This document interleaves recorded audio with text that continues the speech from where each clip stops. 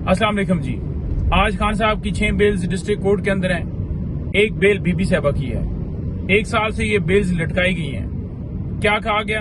कभी कहा गया कि जज साहब छुट्टी पर हैं, कभी कहा गया कि नेट की सहूलत अवेलेबल नहीं है अडाला जेल में, कभी कहा गया कि हम प्रोटेक्शन ऑर्डर जारी करते हैं और जब अदालत वो करती है वो भी नहीं इम्प्लीमेंट किया जाता, और वीडियो लिंक के जरिए पेश करने का हुक्म देती है वो भी नहीं किया जाता।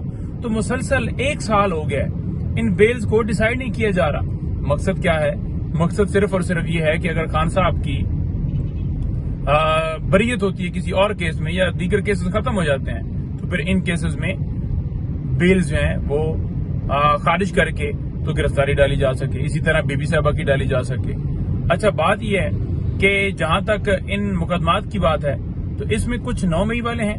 एक तोशा खाना जेली रसीदों के हवाले से खान साहब और बीबी साहबा के ऊपर मुकदमा बनाया गया।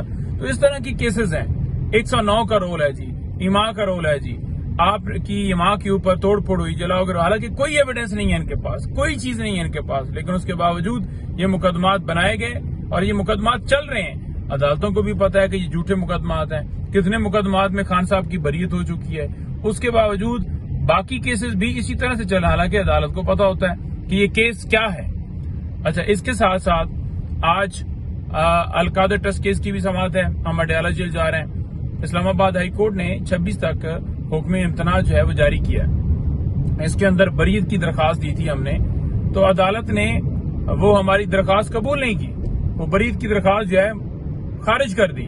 हमने सदा की कि जहां तक जितनी एविडेंस हो गई है तो अगर ये केस कंक्लूड भी होता है तो केस सजा नहीं होगी, लेकिन वो बरीयत की दरखास्त खारिज कर दी गई। हम इस्लामाबाद हाई कोर्ट में गए तो इस्लामाबाद हाई कोर्ट ने मुतलका कोर्ट से, यानी जो एहतसाब अदालत है, उससे रिकॉर्ड भी तलब कर लिया है और इस्लामाबाद हाई कोर्ट ने हुक्म इम्तना भी जारी किया, क्योंकि जब केस ही चलने के काबिल नहीं है तो फिर केस कैसे चल सकता है। तो अदालत ने डेफिनेटली देखना है कि अगर केस जो है उसके अंदर सजा नहीं होती तो फिर ये केस आगे प्रोसीड नहीं करना चाहिए। तो यही हमारा नुक्ता है। अब देखते हैं क्या करते हैं, लेकिन मैं आपको ये वाज़ेह कर दूं कि खान साहब ने नैब तरमीम से क्या फायदा लिया।